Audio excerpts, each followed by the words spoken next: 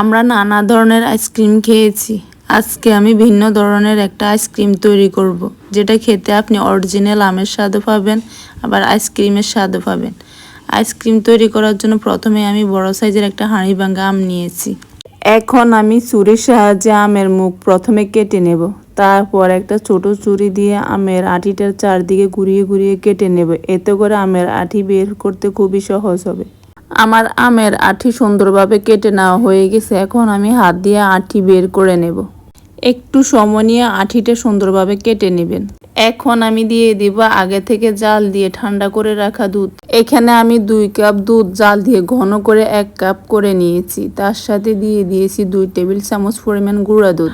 আপনারা চাইলে গুঁড়া দুধ পানির সাথে গুলিয়ে দিতে পারেন। এখন আমের মুখা দিয়ে ডেকে আমি ফ্রিজে 12 ঘন্টার জন্য রেখে দেব।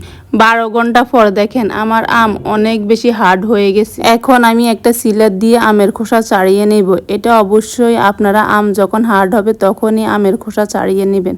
আমার আমের সম্পূর্ণ খোসা ছাড়িয়ে নেওয়া হয়ে গেছে। এখন আমি আমের মুখাটা কেটে নেব একটা ছুরি দিয়ে। এখন আমি আম স্লাইস করে কেটে নেব। এখানে আপনারা ছুরি বা বটি ব্যবহার করতে পারেন স্লাইস করে কেটে নেওয়ার জন্য। আপনারা আপনাদের পছন্দ অনুযায়ী কেটে নেবেন।